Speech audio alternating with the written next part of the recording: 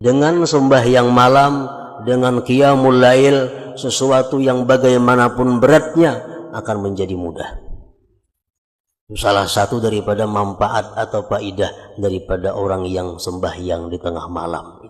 Salli wa sallim ya salam ala nabi khairil anam. Selimuti aku,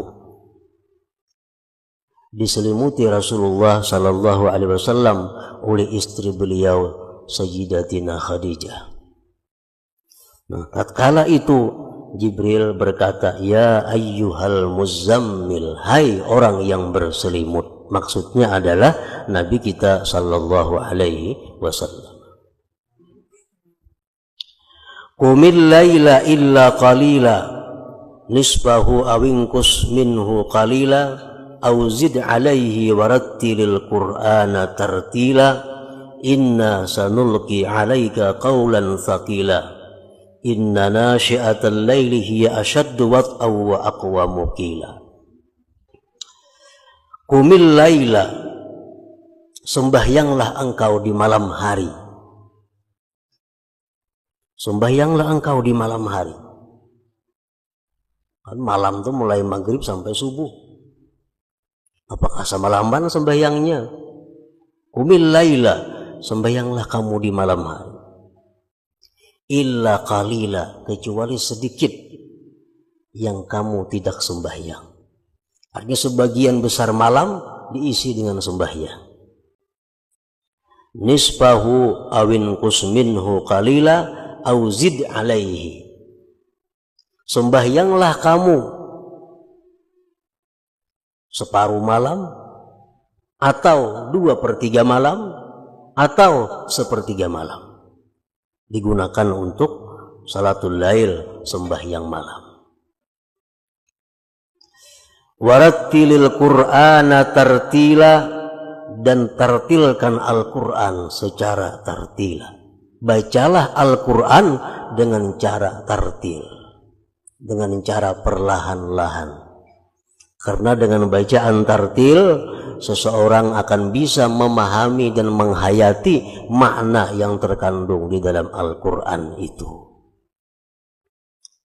Kenapa Rasulullah sallallahu alaihi wasallam diperintahkan sembahyang di tengah malam dan membaca Al-Quran dengan tartil? Inna sanulqi alaika qawlan thaqila. Kami akan menyampaikan kepada engkau perkataan yang berat. Maksudnya kami akan memberikan kepada engkau Al-Quran yang di dalamnya penuh dengan hal-hal yang sangat berat untuk diamalkan. Nah, jadi untuk mempermudah sesuatu yang berat yang akan kita hadapi, itu jalannya antara lain adalah bangun di tengah malam, sembahyang malam. Dengan sembahyang malam, dengan qiyamul lail, sesuatu yang bagaimanapun beratnya akan menjadi mudah.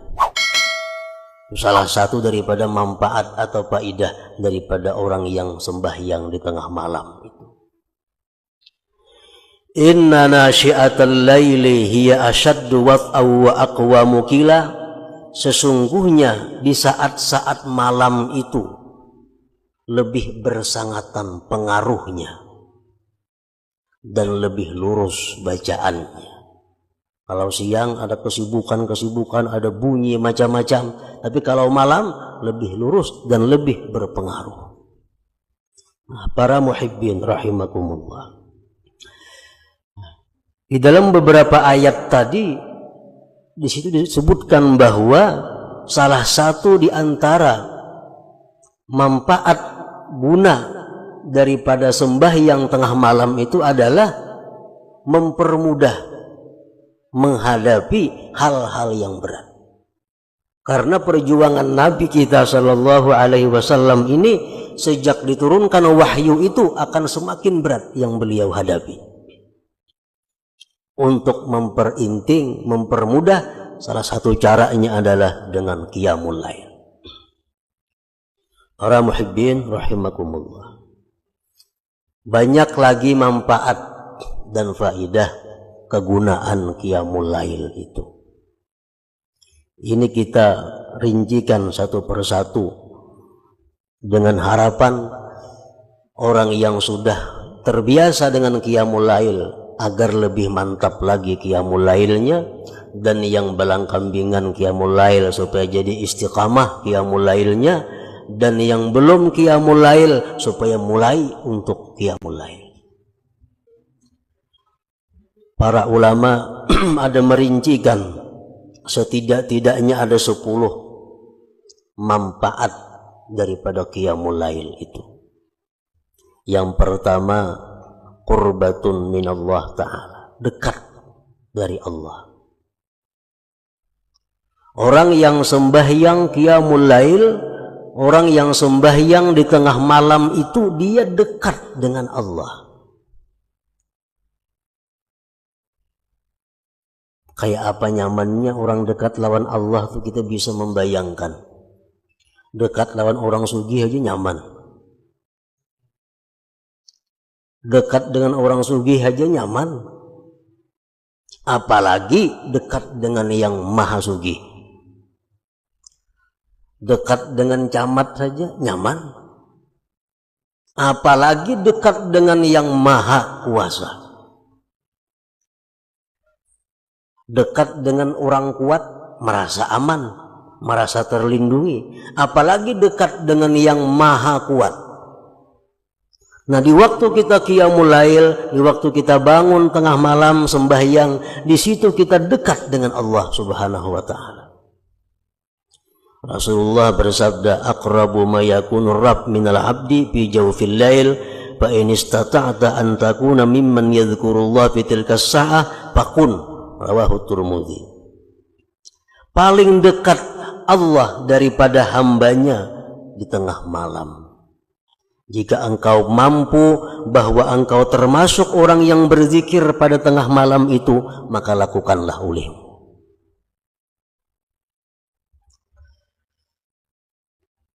Yang kedua, takfirus sayyi'at, menebus dosa-dosa, menghapuskan kesalahan-kesalahan. Dengan 2 rakaat sembahyang di tengah malam, tidak sedikit dosa-dosa kita yang dihapuskan Allah Subhanahu wa ta'ala. Yang ketiga, manhatun anil ismi, menjaga diri daripada dosa. Orang yang istiqamah qiyamul lail, dia jauh dari dosa, terpelihara daripada dosa, semacam jadi perisai dirinya daripada perbuatan-perbuatan yang maksiat. Rasulullah SAW bersabda, alaikum biqiyamil lail fa innahu da'bu salihin qablakum wa qurbatun ila rabbikum wa maghfaratun lisayyi'at wa manhatun anil ithmi wa matradatun anid liddai anil jasad. Ujar Nabi kita, lazimi qiyamul lail, lazimi. Artinya gawi terus menerus. Karena itu adalah kebiasaan orang-orang saleh yang dahulu. Dan itu merupakan pendekatan kepada Tuhan dan penebus daripada segala macam kesalahan dan dosa. Yang keempat, matradatun lidda anil jasad. Qiyamul lail itu berfungsi, berguna juga untuk menolak penyakit. Penyakit apa? Allah yang mengetahui. Yang jelas orang yang qiyamul lail itu akan terhindar dari penyakit-penyakit yang mengganggu ibadahnya kepada Allah. Misalnya penyakit lali. Orang yang qiyamul lail akan terpelihara daripada lali. Makan ganjang akal kadada. Makan 3 piring habis, makamih kada bepada. Kalau qiyamul lail itu lazim, istiqamah, terhindar dari penyakit itu. Yang kelima, syaraful mukmin, kemuliaan orang mukmin. Orang mukmin itu punya kemuliaan letaknya di qiyamul lail.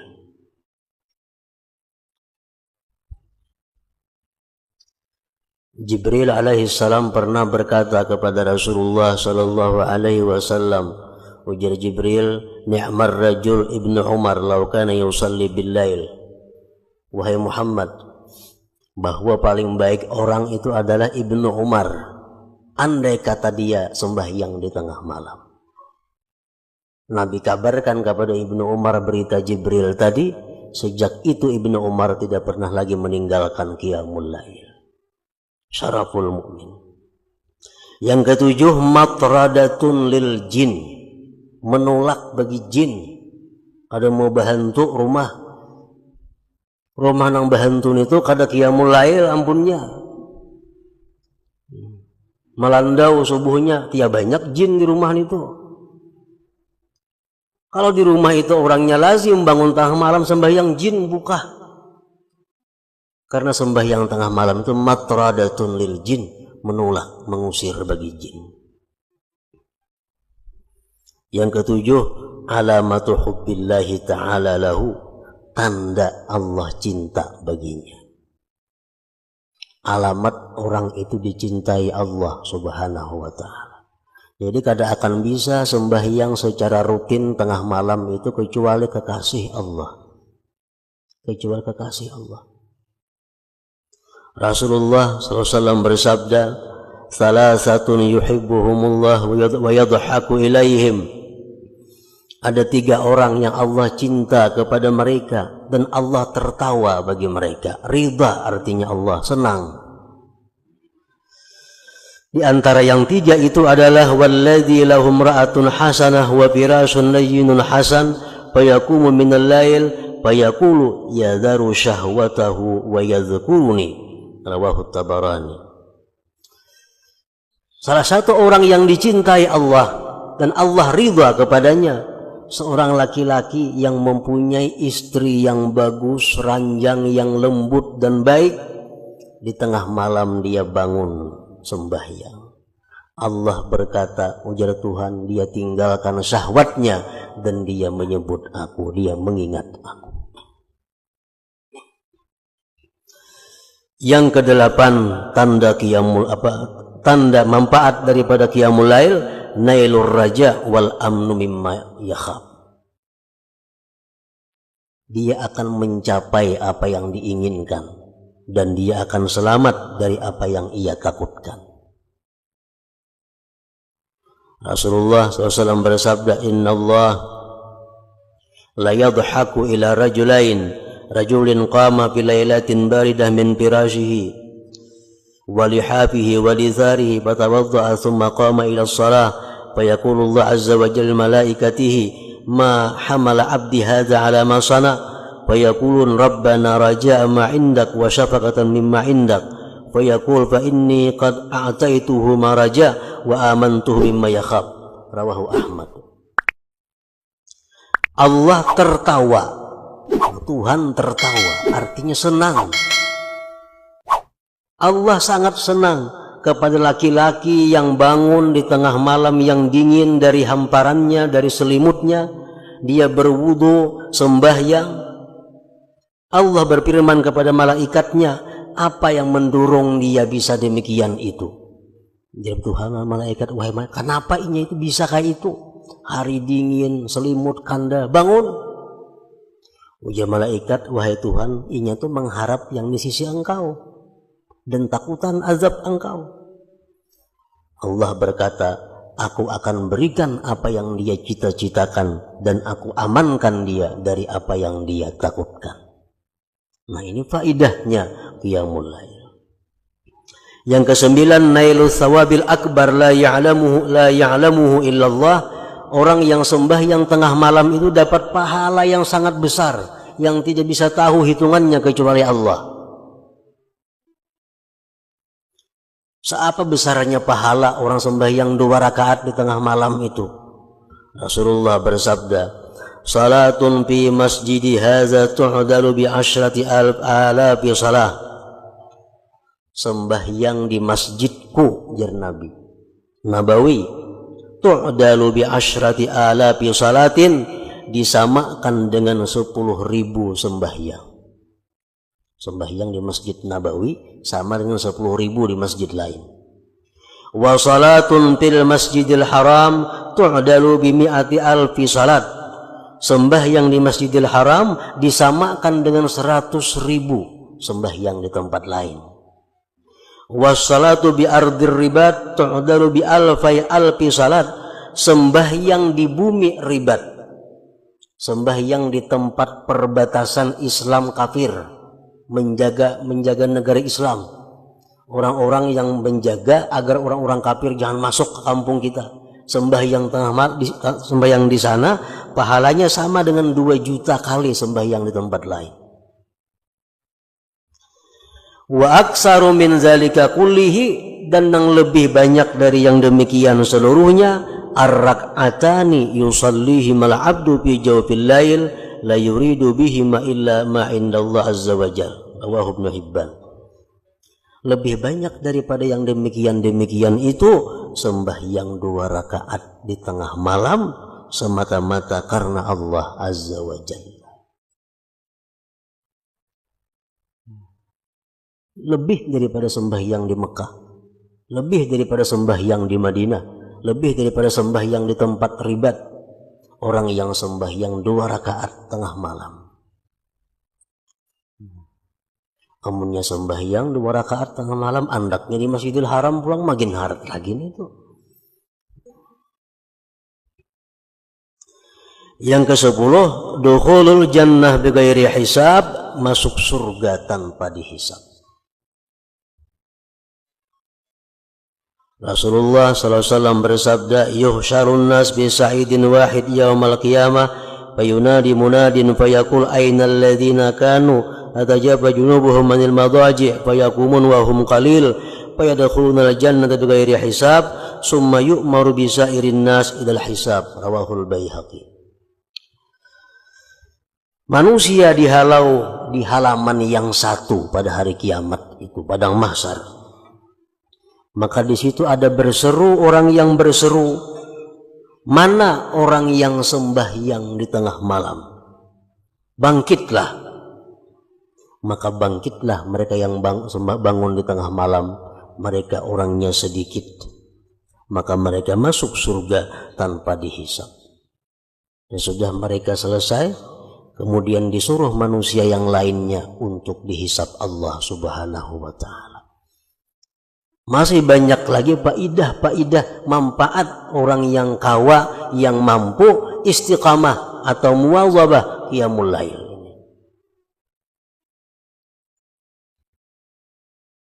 Para muhibbin rahimakumullah, seorang laki-laki pernah datang kepada Al-Hasanul Basri. Beliau berkata, wahai Syekh Hasanul Basri, ulun ini guring dalam keadaan sihat wal afiat, hendak benar bangun tengah malam itu.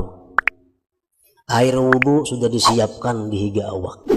Sebab ini begitu bangun cap langsung berwudu. Tapi hingga kada kau bangun subuh hari. Pada awak kada ada sakit, kada ada apa. Hasan Basri menjawab, qayyadatka zunubuka, ikam dipasung oleh dosa-dosa engkau. Artinya apa? Orang yang banyak dosa kada akan bisa terus menerus qiyamul lail. Nah, ukur hadiri seorang, ukur diri seorang. Bila kada kawa terus menerus, berarti kebanyakan dosa pada yang baiknya. Kebanyakan dosa. Qayyadatka zunubuka. Orang yang sembahyang qiyamul lail secara rutin itu adalah alamat hubbillah, tanda dicintai Allah Subhanahu wa ta'ala. Nah, para muhibbin rahimakumullah, itulah permulaan daripada surat Al-Muzammil ini. Kemudian surat Al-Muzammil ini ditutup dengan ayat wa ma tuqaddimu li anfusikum min khairin tajiduhu indallahi wa khairan wa a'zama ajra wastaghfirullah innallaha ghafurur rahim. sesuatu yang kamu dahulukan bagi diri kamu daripada kebaikan, kamu dapati sesuatu itu di sisi Allah kebaikan dan sangat besar pahalanya. Artinya kita nih belum lagi mati, kita kirim dahulu amal kita ke akhirat. Karena kita mati, kita temui amal itu ada di akhirat dan lebih besar pahalanya.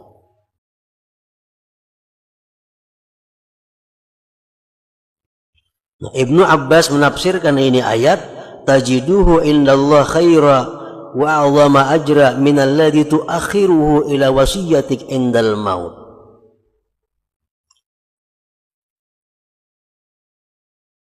Kalau kita bersedekah masih sekarang, bersedekah 10.000, itu lebih besar pahalanya di sisi Allah daripada kita bersedekah sesudah mati atau berwasiat.